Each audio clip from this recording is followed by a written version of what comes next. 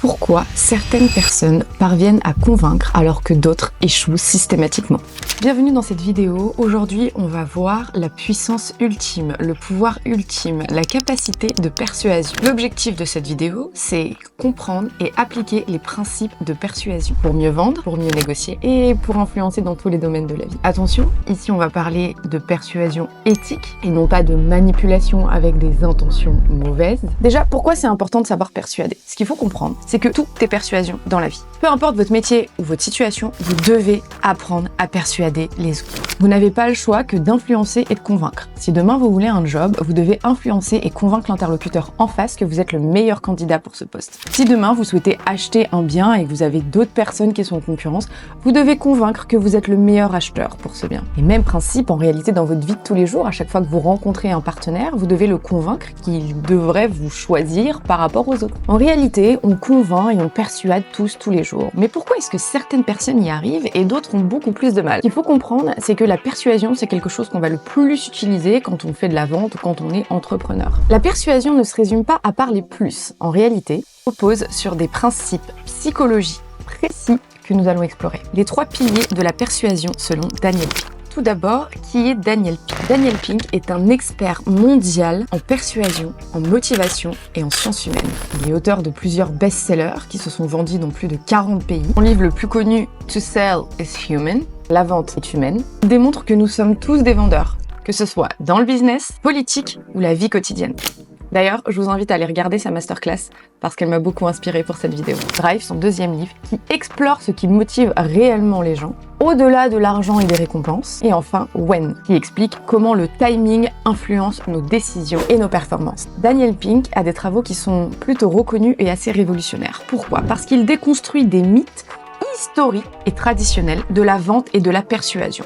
Autrement dit, il nous permet de comprendre comment vendre et persuader dans notre monde actuel en nous retirant toutes les idées reçues et connaissances qu'on pensait avoir sur ce domaine. Il s'appuie sur des recherches scientifiques issues de la psychologie, des neurosciences, de l'économie comportementale. Les principes sont utilisés par les plus grandes entreprises, Forbes 500, mais également les plus grands négociateurs et leaders du monde entier. Daniel Pink identifie 3 éléments essentiels pour persuader efficacement. Le premier, la clarté. Aider les autres à voir un problème qu'ils n'avaient pas perçu. Ça, c'est un peu la base et c'est ce que je partage en général dans mes vidéos. Vos prospects, quand ils viennent, ou les personnes que vous avez en face de vous, ne sont pas forcément conscientes de leurs problèmes. En réalité, elles mettent souvent le doigt sur la mauvaise chose et c'est votre rôle que de pouvoir éclairer ce problème. Et surtout, mettre le doigt sur la bonne chose.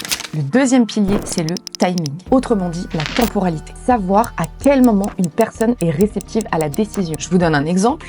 Quand vous rentrez chez vous le soir, que vous êtes fatigué et qu'on vous dit « Bon est-ce que tu veux aller au sport demain matin ?» C'est vraiment pas le contexte et l'endroit qui fait que vous avez réellement envie de prendre cette décision et de vous engager pour aller au sport le lendemain. Cependant, si je vous dis ça le matin quand vous êtes tout frais et que vous êtes en forme après une bonne nuit et je vous dis bon ce soir, est-ce que ça vous dit d'aller au sport? Là, vous serez beaucoup plus frais et le timing de la journée sera beaucoup plus propice à ce que votre décision se porte vers un oui. Et enfin, la synchronisation ou l'atténuement. Vous devez comprendre comment votre interlocuteur pense et prend des décisions. Vous devez voir le monde à travers ses yeux. Ce n'est pas en l'amenant dans votre monde qu'il sera capable de prendre des décisions, mais c'est plutôt si vous comprenez le sien et que vous êtes capable d'y aller gentiment qu'il sera beaucoup plus enclin à vous dire oui. On va rentrer un peu plus en détail sur le pilier numéro 1, rendre l'invisible visible. Les meilleurs vendeurs ne vendent pas. Que vous soyez entrepreneur ou commercial, en réalité, vous vendez dans votre vie de tous les jours. Mais il ne faut absolument pas que ce soit perçu comme de la vente, mais il faut plutôt aider les autres à comprendre un problème qu'ils n'avaient pas perçu. Pourquoi ce pilier est essentiel en persuasion? Beaucoup de gens pensent qu'ils doivent convaincre en donnant plus d'informations. Mais en réalité, c'est souvent faux. L'être humain n'est pas rationnel. Il ne cherche pas activement des solutions, il cherche à éviter les problèmes visibles. Votre rôle n'est pas d'éduquer, mais de révéler une faille ou un manque que la personne n'avait pas remarqué. Autrement dit, mettre le point là où ça fait mal, alors qu'elle n'avait pas forcément vu les choses de ce côté, plutôt que de l'éduquer sur votre manière de penser. Je vais vous donner des exemples concrets. Steve Jobs et l'iPhone. Steve Jobs ne dit pas dans ses keynotes « Voilà mon téléphone, achetez-le ». Il a plutôt dit « Vous perdez du temps avec 3 appareils différents, voici une seule solution. Est-ce que vous comprenez la différence entre les deux? Plutôt que d'arriver et de dire « il faut que vous achetiez mon téléphone » comme étant une solution mais tellement claire et visible, il a plutôt joué sur un aspect, un problème que les autres n'avaient pas vu. Personne ne s'est jamais posé la question en se disant « avant l'arrivée de l'iPhone et des smartphones en général, j'ai un GPS, j'ai un ordinateur, j'ai un appareil photo. » Steve Jobs est arrivé en mettant le point sur un problème que d'autres n'avaient pas identifié pour vendre ces iPhones et rendant donc le produit indispensable. Imaginons que vous vendiez du coaching ou de la formation. Un bon coach ne vend pas son programme. Il fait prendre conscience au client qu'il stagne et qu'il perd du temps. Même chose si vous vendez des outils SaaS par exemple. Un logiciel en réalité ne se vend pas avec les fonctionnalités contrairement à ce qu'on pourrait penser, mais il se vend avec le coût caché d'un problème mal géré. En B2B et en SaaS, on le dit très souvent, mais quand vous vendez des SaaS, en réalité, vous vendez du temps ou de l'argent. C'est tout. Un gain de temps ou un gain d'argent. C'est en général ce que viennent chercher les entrepreneurs et c'est tout ce qui les intéresse. Soit je gagne du temps, soit je gagne de l'argent. Et en général, les deux sont liés parce que quand on gagne du temps, on a la possibilité de faire plus d'argent. Donc ce qu'on met en avant n'est donc pas les fonctionnalités, mais plutôt le bénéfice qu'on va retirer de la solution. Concrètement, comment appliquer ce principe dans votre quotidien? Vous devez poser une question qui expose un problème caché. Et ça se passe tout au début de la découverte. En réalité, la persuasion, elle se fait au fur et à mesure de manière naturelle. C'est pas au moment du pitch que vous allez réussir à persuader la personne. En réalité, vous allez mettre en place des biais dans son cerveau, poser des questions qui vont être totalement orientées pour ensuite que votre pitch soit le plus convaincant possible. Cette question, c'est combien de clients perdez-vous chaque mois à cause de ce problème? Dans votre phase de découverte, vous devez être capable de quantifier. Combien de temps perdez-vous? Combien de fois avez-vous essayé de trouver une solution? Ça, c'est la première technique. Poser une question qui expose un problème caché. Deuxième technique, la technique du reframing. Vous devez transformer la manière dont votre prospect voit son problème pour l'amener à agir. Et ça, vous pouvez le faire en le comparant avec une solution parlante, qui est le troisième point. Utiliser des analogies, c'est ce qu'il y a de plus simple parfois pour montrer au client une partie du problème qu'il n'avait pas forcément identifié. Je vous en donne une. C'est comme rouler avec un pneu crevé sans le savoir. Cette analogie, elle permet tout de suite de faire comprendre au client qu'en réalité, il ne s'est pas rendu compte de son problème. Cependant, on connaît les conséquences de rouler avec un pneu crevé, à la fois pour le véhicule, mais surtout pour votre vie. On transforme donc un problème qu'il avait peut-être identifié comme n'étant pas si important en quelque chose qui peut totalement le tuer. On va pas aller jusque-là en réalité, mais vous avez compris le principe. L'idée est surtout de faire comprendre à votre interlocuteur que la manière dont il voit les choses n'est pas forcément idéale et qu'il devrait peut-être regarder les choses sous un autre angle, sans pour autant lui dire ça de manière frontale. Le deuxième pilier de Daniel Pink, c'est le timing. Le bon message au mauvais moment est inutile. Pourquoi le timing est essentiel? En réalité, nous ne sommes pas réceptifs de la même manière au même moment de la journée. Mais la prise de décision est influencée par le moment où une offre est présentée. Regardez l'exemple. Si vous allez faire les boutiques et que c'est le moment où vous venez juste de recevoir votre salaire et vous tombez donc sur une promotion avec un produit qui est ultra intéressant et dont vous avez une pulsion, l'envie de l'acheter, le moment qui est le début du mois va vous amener à dépenser davantage que si vous voyez exactement ce même produit dans les mêmes conditions mais à la fin du mois. Pourquoi? Parce qu'il y a bien évidemment des facteurs et des environnements externes, mais surtout votre mental ne prend pas les décisions de la même manière. Dans le premier, vous allez laisser parler votre système 1, l'émotionnel. Dans le deuxième, vous allez laisser parler votre système 1, mais le système 2 va très vite reprendre le dessus. Le timing est donc indispensable. Et c'est en réalité 99% des raisons pour lesquelles les commerciaux et les entrepreneurs perdent des deals. Vous perdez des transactions à chaque fois à cause du timing. Ce n'est pas le bon moment pour votre interlocuteur. Il n'a pas la possibilité de prendre la décision maintenant ou tout simplement ce n'est pas le bon moment pour l'appeler. La même chose quand vous faites de la prospection. Quand vous appelez quelqu'un au téléphone, si vous tombez sur le bon moment, vous pouvez parfois obtenir un rendez-vous alors que votre produit, votre proposition et votre discours est totalement le même que d'habitude. Un autre exemple que je peux vous donner, c'est les promotions de fin de mois. Les gens achètent plus en fin de cycle car ils veulent clôturer une décision. Comment appliquer ce principe? Vous devez identifier les pics de réceptivité de votre interlocuteur. Si vous faites de la vente un peu longue ou complexe, vous devez identifier à quel moment votre interlocuteur sera beaucoup plus enclin à vous dire oui. Est-ce que c'est plutôt le matin? Est-ce que c'est plutôt en fin de mois? Et même chose, quand vous travaillez avec des entreprises ou même des particuliers, vous devez prendre en compte la saisonnalité. Si vous vendez un coaching, mettez plutôt en place des promotions pour la rentrée, que ce soit de septembre ou de janvier. Vous vendrez beaucoup plus que si vous le faites en plein mois de mars. Le deuxième tip, c'est vous devez apprendre à créer une urgence naturelle.